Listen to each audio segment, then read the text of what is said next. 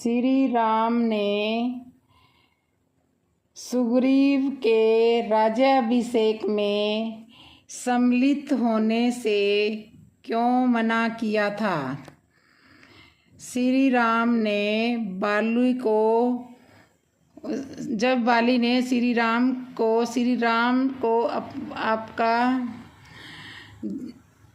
जब बाली ने श्री राम को पूछा कि हे श्री राम, मैंने तो आपका कुछ नहीं बिगाड़ा, फिर आपने मुझे क्यों मारा। इस पर श्री राम ने उत्तर दिया, प्राण निकलने से पहले बाली के अंतिम शब्द क्या थे। इसे सुनकर सुग्रीव भी प्राण त्यागने के लिए तैयार हो गया। श्री राम सुग्रीव के राज्याभिषेक में कसिंदपुरी क्यों नहीं गए, क्या कारण था। अब इन तीनों प्रश्नों का उत्तर क्रमशः बताते आइए अब कथा आरंभ करते हैं। बाली पृथ्वी पर गिरा हुआ था। श्री राम का बाण उसके सीने में धंसा हुआ है। तभी वह बड़े करुण भाव से श्री राम से कहता है कि ये दशरथ नंदन श्री राम, मैंने आपका क्या बिगाड़ा था जिसके कारण आपने यह प्राणघातक तीर मेरे सीने में मार दिया। हे श्री राम, मैंने तो आपके बारे में बहुत कुछ सुना था। आप प्रजा के हितैषी हैं, दयालु है, महान है, सदाचारी है, दृढ़ प्रतिज्ञ है। लेकिन आज तुझे पता चला है कि यह सब तो दिखावा था। आप वास्तव में बाहर से कुछ और है, अंदर से कुछ और।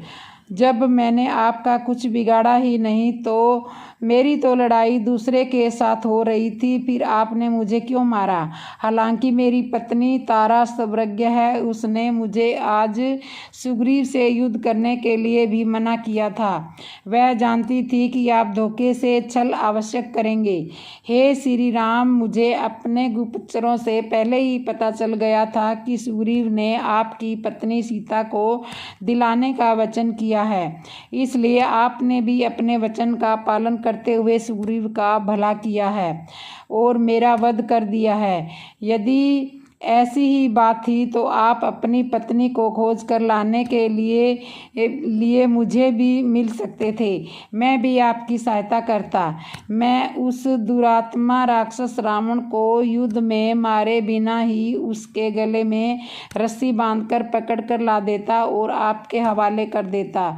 यदि उस दुष्ट रावण ने आपकी पत्नी सीता को समुद्र के जल में या पाताल में भी रखा होता तो भी मैं वहां से लाकर आपको सौंप देता। श्री राम, यह आपने उचित नहीं किया, आपने मुझे अधर्म पूर्वक मारा है। तब श्री राम ने बाली को संबोधित करते हुए कहा कि हे वानर राज, धर्म अधर्म तो समय तुम ही नहीं जानते हो।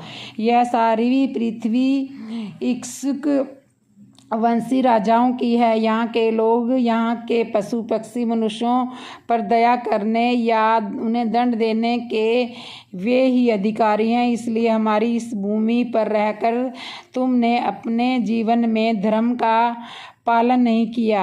हे वानर राज, बड़ा भाई पिता तथा जो विद्या देता है वह गुरु सनातन धर्म के अनुसार पिता के समान समझे जाते हैं। इसी प्रकार छोटा भाई पुत्र और गुणवान शिष्य, ये तीनों पुत्र के तुल्य समझ आते हैं। हे बाली, मैंने तुम्हें क्यों मारा इसका कारण स्पष्ट है। तुम सनातन धर्म को त्याग कर अपने छोटे भाई की स्त्री से सहवास करते हो। सुग्रीव के जीते ही उनकी पत्नी, जो तुम्हारे लिए पुत्रवधू के समान है, काम बस उसका उपभोग करते हो। अतः यह पाप नहीं तो क्या है। तुम्हारे इसी अपराध के कारण तुम्हें यह दंड दिया गया है। हे बाली, मैं उत्तम कुल का क्षत्रिय हूँ, अतः मैं तुम्हारे पाप को क्षमा नहीं कर सकता। जो पुरुष अपनी कन्या, बहन अथवा छोटे भाई की पत्नी के पास कामुक होकर जाता है वह वध के योग्य ही होता है। रही बात सीता जी को लाने की, तो सुग्रीव के साथ मेरी मित्रता हो चुकी है। उनके प्रति मेरा भाव वही है जो लक्ष्मण के प्रति है। उन्होंने मेरी पत्नी सीता को खोज कर लाने का वचन दिया है, तो बदले में मैंने भी उनकी स्त्री को और राज्य को दिलाने का वचन दिया था, जिसे मैं पूरा कर चुका हूँ। सच्चा क्षत्रिय पीछे नहीं हटता। श्री राम के ऐसा कहने पर बाली के मन में बड़ा पश्चाताप हुआ। उसी समय तारा रोती हुई बिलखती हुई आती है और अपने पति से कहती है कि मैंने मना किया था कि आज मत जाओ। यदि सुग्रीव दूसरी बार तुमसे युद्ध करने के लिए पहले से ही अधिक उत्साहित होकर आया है तो जरूर उसका कोई सहायक होगा जो तुम्हारा वध कर देगा, लेकिन तुमने मेरी एक बात नहीं मानी।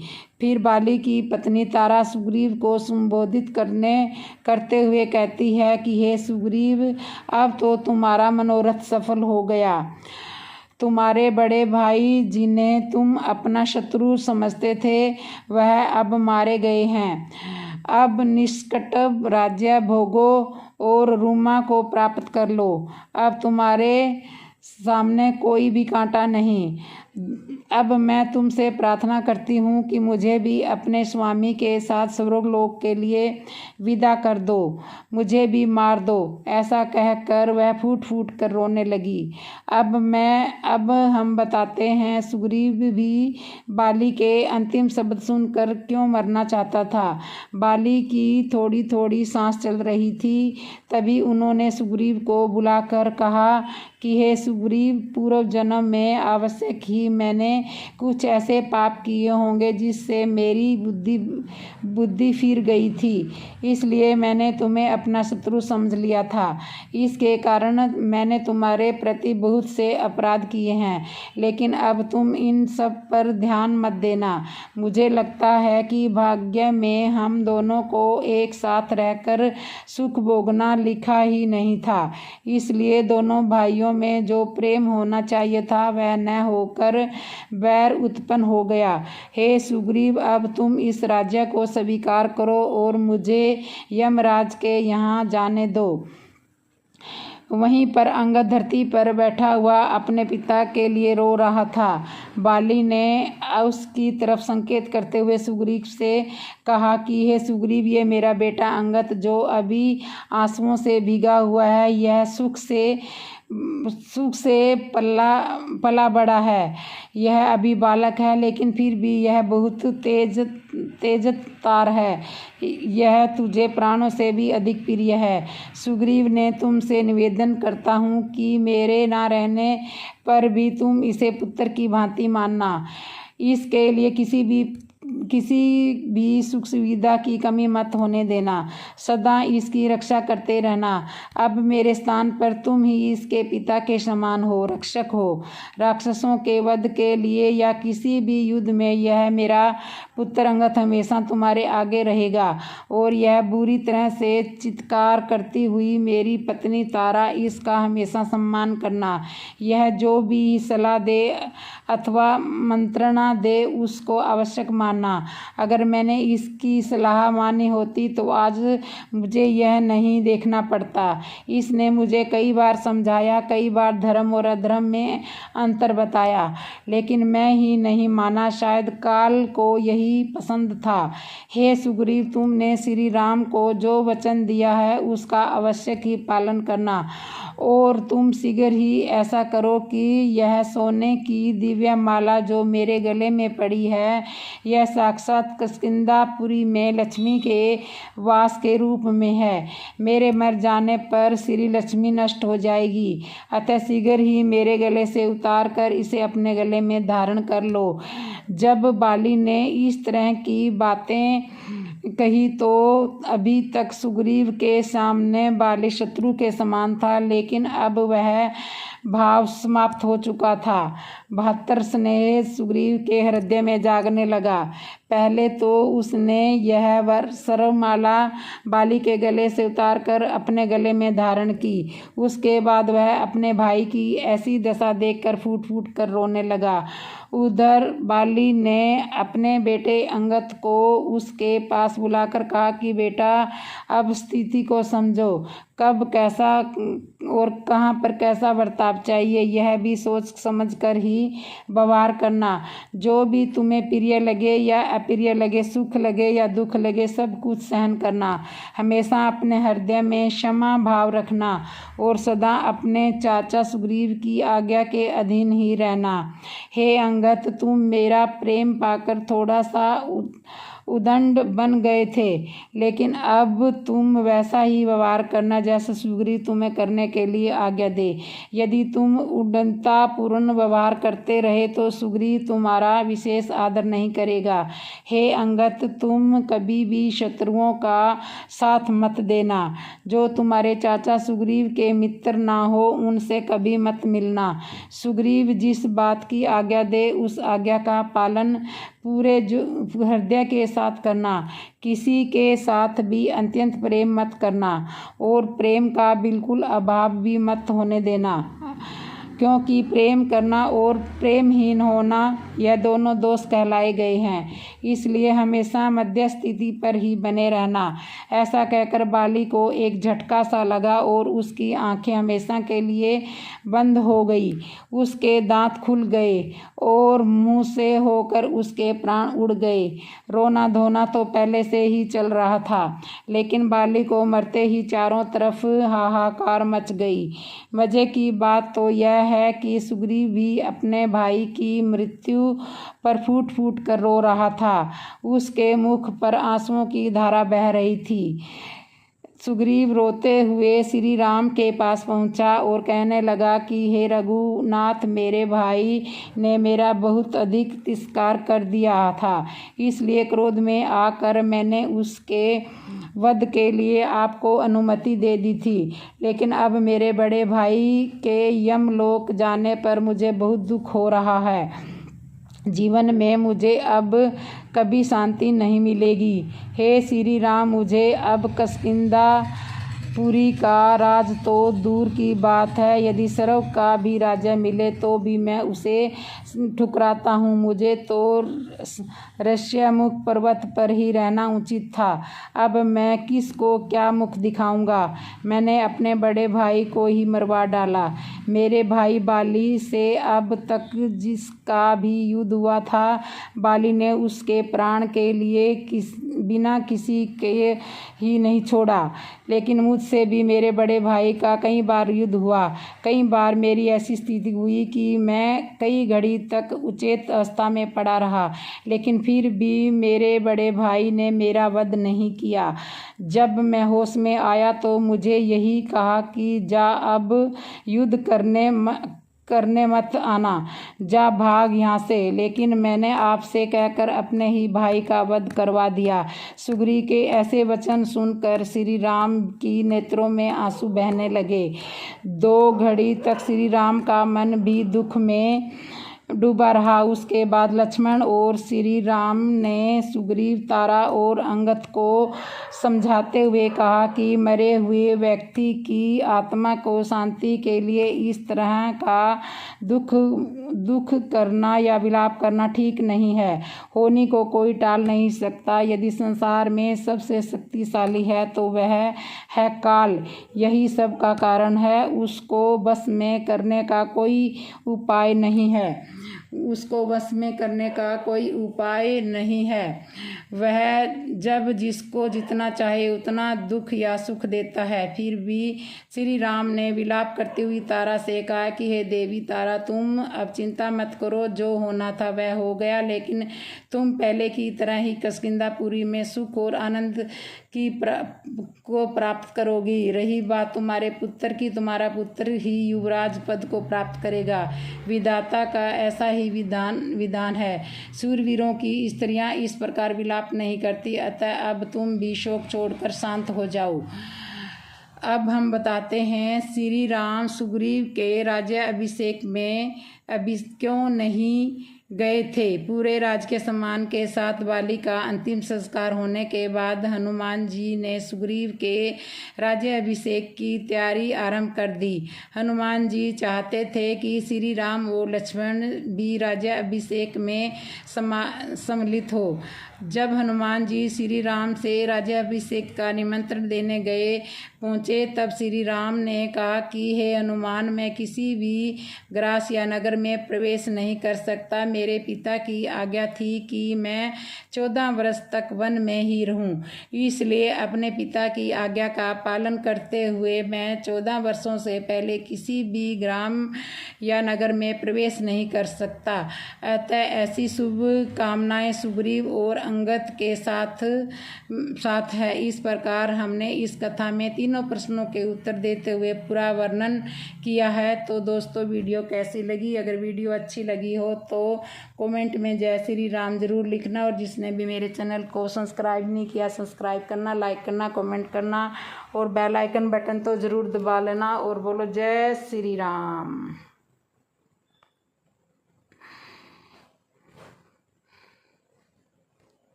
भरत जी श्री राम के पास वन में जाते समय किन किन स्थानों पर रुके थे?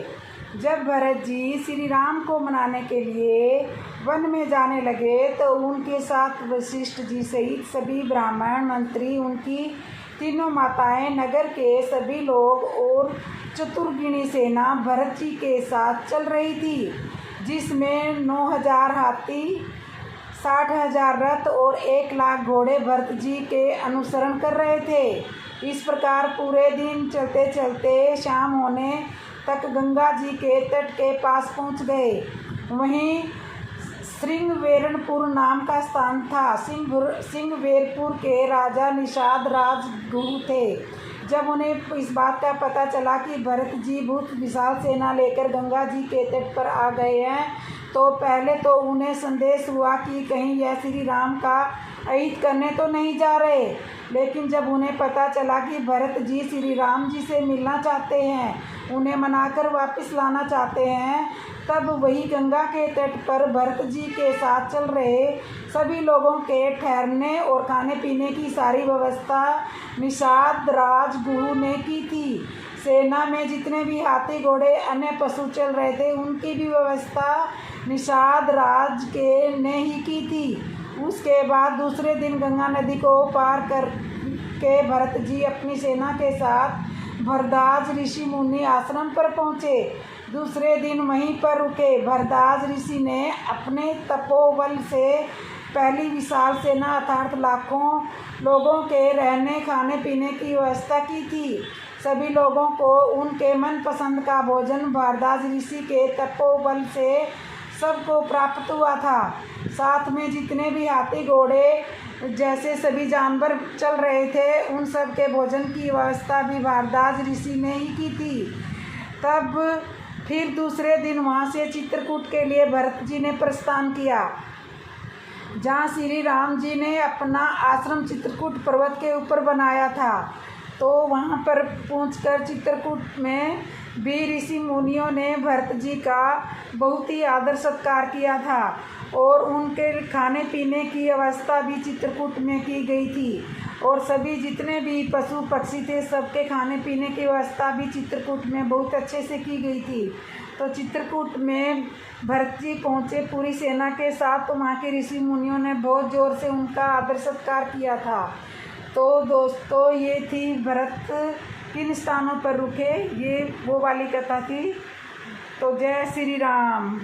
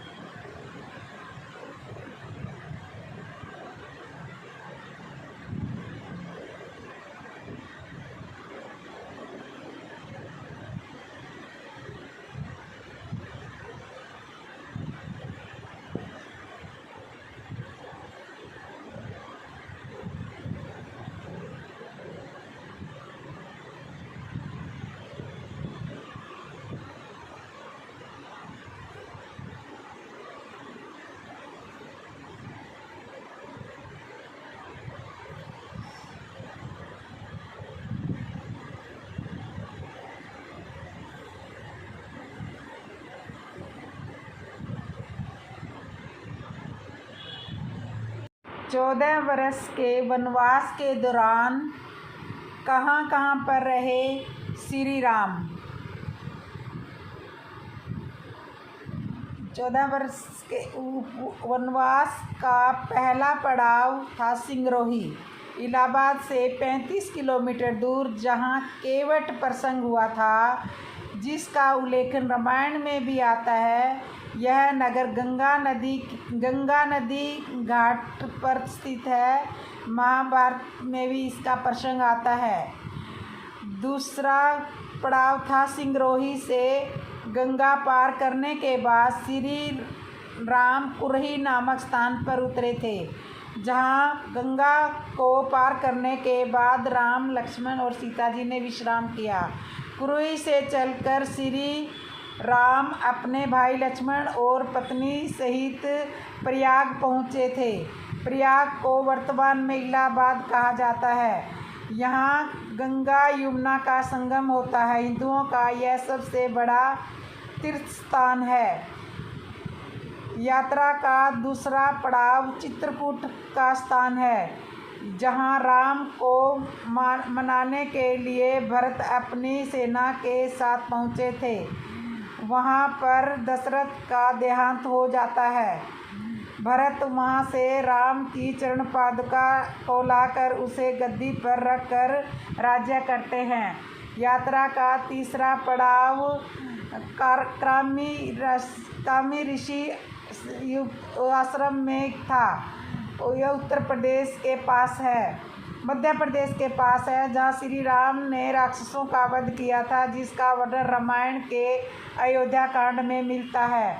आश्रम के कुछ दिन में रुकने के बाद श्री राम ने छत्तीसगढ़ के घने जंगलों में दंडकारण्य को अपना आश्रम बनाया था।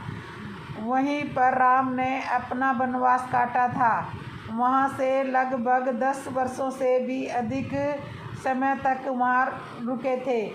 यात्रा का पांचवा पड़ाव आता नासिक से गोदावरी के तट पर स्थित पाँच वृक्षों का स्थान पंचवटी माना गया है कि इन वृक्षों को राम, सीता और लक्ष्मण ने अपने हाथों से लगाया था और वहीं पर लक्ष्मण ने शूर्पणखा की नाक काटी थी। यात्रा का छठा पड़ाव नासिक में 56 किलोमीटर दूर सरस्वती नामक स्थान था। वहीं जगह पर जहाँ सीता माँ का हरण हुआ था और वहीं प्रभु राम ने जटायु का कर्तव्य संस्कार किया था। इसी तीर्थ को शूर्पणखा नाग के नाम से जाता है। यात्रा का 7वां पड़ाव होता है सर्व तीर्थ, जहाँ जटायु का वध हुआ था। यहाँ पर सीता की खोज का प्रथम स्थान था। उसके बाद तुंगभद्रा कावेरी नदी के क्षेत्रों से अनेक स्थानों पर सीता की खोज के लिए गए। यहाँ पे सीता माता की खोज हुई थी। 8वां पड़ाव होता है सीता की खोज में जटायु और क्रमबद्ध से मिलने के बाद पश्चात राम त्रिभुगी पर्वत पर पहुँचे। रास्ते में वे चंबा नदी के पास केरल सबरी आश्रम पहुँचे और वहीं उन्होंने सबरी के झूठे बेर खाए। ये केरला में है। यात्रा का 9वां पड़ाव है भरदंग मुर्दंग पर्वत। ऋषि मुर्दंग पर्वत और चंदन वनों से चारों ओर भ्रमण करते हुए पर्वत की ओर जा रहे थे। वहाँ उन्होंने हनुमान और श्रीगुरु से भेंट की और आभूषणों को देखा और श्री राम ने बाली का भी वहीं पे वध किया था। कोडी भरई। यात्रा का 10वां पड़ाव है। श्री राम ने पहले अपनी सेना को कोडी भरई में एकत्रित किया। सर्वेक्षण के बाद जाना कि वहाँ से समुद्र को पार नहीं किया जा सकता था। तब उन्होंने रामेश्वरम को और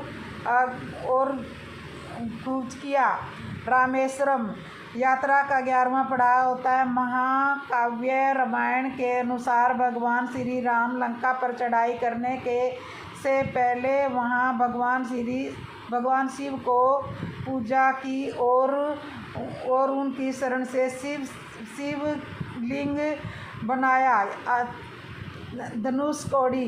यात्रा का धनुषकोडी 11वां पड़ाव है। श्री राम ने का यह वह स्थान निकला जहाँ से आसानी से श्रीलंका में पहुँचा जा सकता था। उन्होंने नल नील की मदद से सेतु का कार्य आरंभ किया। धनुषकोडी से भारत और श्रीलंका के बीच एकमात्र रास्ता बन गया। नुवारा अलिया। यात्रा का 13वां पड़ाव श्रीलंका के मध्य में रावण का महल था। नुवारापुड़िया पहाड़ियों के मध्य लंका की पर्वत चोटी से बीचों बीच बना गुफाओं के बीच बना मिलता है, वहीं से जाया जाता है आगे श्रीलंका। यात्रा का आखिरी पड़ाव माता सीता को वापस प्राप्त करने के लिए श्री राम ने हनुमान और वानर सेना की मदद से रावण और उसके वंशजों को पराजित किया और विभीषण और लंका का राजा बनाकर उनका पग प्रदर्शित किया। यह यहाँ पे लंका थी। वो श्री राम जी का वनवास मार्ग ऐसे था। और आपको ये और 10 चौपैया जिनसे पूरी रामायण हो सकती है। आपकी बड़ी इच्छा थी इन सब को देखने की और सुनने की, तो आप मेरे चैनल पे सुमिरी पवन कुमार की कृपा से ये सब काम हो। सुमरे पवन कुमार पवन सुत नामू, अपने वश करी रखे रामू। तो भगवान राम की ये चौपाइयों से श्री राम पर सेतु बनाकर लंका पर विजय करके, ऐसे ये थी रामायण की सारी कहानी। जहाँ पे श्री राम को वनवास मिलने के बाद जैसे जैसे रास्ते से ये लंका तक पहुँचे, कैसे सीता उठाई गई और कैसे रावण का वध हुआ, ये सब आपको इस मेरी वीडियो में सुनने को मिला ही है। तो आप मेरे चैनल को पहली बार देख रहे हो तो सब्सक्राइब करना, लाइक करना, कमेंट करना और बेल आइकन बटन तो ज़रूर दबा लेना। बोलो जय श्री राम। कृष्ण जी ने लिया राधा का नाम तो रुक्मणी को हुई जलन। राधा और रुक्मणी की कहानी। एक रात नींद में श्री कृष्ण के मुख से राधा का नाम निकला। निकट हुई रुक्मणी की नींद टूट गई। उसका चित्त अशांत हो गया। सारी रात वह करवट बदलती ही रही। सुबह सवेरे श्री कृष्ण की नींद खुलते ही रुक्मणी ने पूछा, प्राणनाथ ऐसा क्या है राधा में जो सोते जागते हर घड़ी आप राधा का नाम जपते हैं? श्री कृष्ण मुस्कुराए और बोले, जानना चाहती हो प्रिय? रुक्मणी ने हामी भरी। एक परीक्षा देनी होगी तुम्हें, कहो तैयार हो? श्री कृष्ण ने पूछा। रुक्मणी तैयार हो गई। श्री कृष्ण रुक्मणी को लेकर यमुना तट की ओर चल पड़े। राधा को भी संदेश भिजवा दिया गया। जब तीनों यमुना तट पर पहुँचे तब श्री कृष्ण ने अपना एक केस तोड़ा और उसके द्वारा यमुना के इस पार से लेकर उस पार तक एक महीन पुल बना दिया। उसके बाद श्री कृष्ण ने यमुना से 2 मटकी भरी, एक मटकी रुक्मणी को दी और एक राधा को, और बोले, मेरे प्रेम का स्मरण करते हुए ये मटकी पुल के पार पहुंचा दो। रुक्मणी मटकी लेकर पुल पर चलने लगी। कुछ दूर चलने के बाद जब उसने पुल के दूसरी ओर देखा तो संकित हो गई। उसके कदम डगमगाने लगे। उसने समय को संभाल लिया और किंतु मटकी संभाल न पाई। वह किसी तरह पुल को पार कर गई, पर मटकी यमुना में गिर गई। जब राधा की बारी आई तो मटकी लेकर बड़ी सहजता से वो पुल पार कर गई। यह देखकर रुक्मणी चकित रह गई। उसने राधा से पूछा, बहन ऐसा क्या था तुम्हारे प्रेम में जो तुम मटकी लेकर यमुना पार कर गई? राधा ने उत्तर दिया, बहन मैंने कहाँ यमुना पार किया, प्रिय के द्वारा मेरे हाथों में दी मटकी ने ही मुझे पार कराया। रुक्मणी को राधा के प्रेम की अथाह गहराई का भान हो गया। संप्रण प्रेम का मूल है। जहाँ संप्रण है वहाँ पूर्ण विश्वास है, शंका के कोई चिन्ह नहीं। राधा का श्री कृष्ण के प्रति पूर्ण संप्रण भाव था।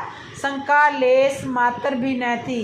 विश्वास था कि प्रिय ने हाथ में मटकी दी है तो पार भी पहुंचाएगा। तो ये थी राधा रुक्मिणी की कहानी। आपको कैसी लगी कमेंट में ज़रूर बताना, और कमेंट में राधे राधे ज़रूर लिखना। और जिसने मेरे चैनल को सब्सक्राइब नहीं किया, सब्सक्राइब करना, लाइक करना। ऐसी ही सुंदर सुंदर राधा कृष्ण की, राम सीता की कहानियाँ सुनने के लिए आप मेरे चैनल पे ऐसे ही सब्सक्राइब कर लो, नोटिफिकेशन आप स्किप कर लो तो कि आने वाली नोटिफिकेशन आपको मिल जाए और आप ऐसे ही सुनते रहे।